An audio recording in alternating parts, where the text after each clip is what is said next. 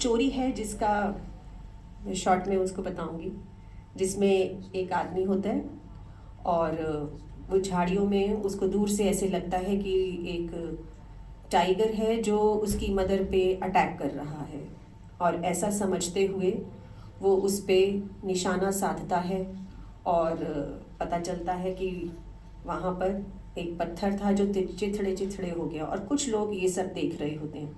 यह देखते हुए वो उसको अपने कांधों पे उठा लेते हैं, पूरे गांव में उसका एक प्रोसेशन सा चलाते हैं और बोलते हैं कि he is the courageous one, और उसकी महिमा गाते हैं।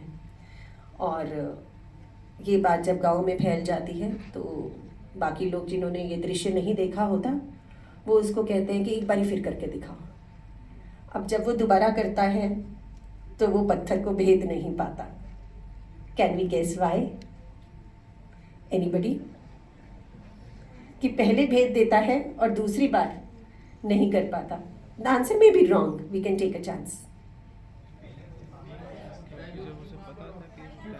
सुरक्षा नहीं। बिल्कुल बिल्कुल, I am so happy that we you all are there with माँ को परिप्रेक्ष्य में रख के कर रहा था तो पहली पहले बार। जब, बिल्कुल आपकी बात को मैं रिपीट करती हूँ, पहले जब वो उसको देखता है तो उसको लगता है कि मुझे माँ को बचाना है, वो फोकस्ड होता है, डिटर्मिन्ड होता है। और दूसरी बार जब उसका एक फेयर परफॉर्मेंस होता है, हाँ, और ऐसा मन में कोई जोरदार डिटर्मिनेशन नहीं होती तो वो नहीं कर पाता। तो यही पेंटिंग में दिखाया गया है यहाँ पर कि दृढ़ संकल्प और स्पिरिचुअलिटी की जब अंदर, या अच्छे विचारों का अंदर जब लहरें होती हैं तो हम एक पत्थर को भी भेद सकते हैं।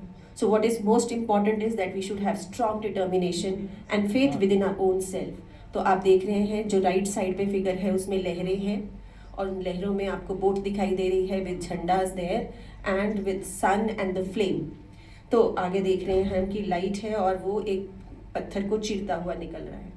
तो again the strong determination is very important.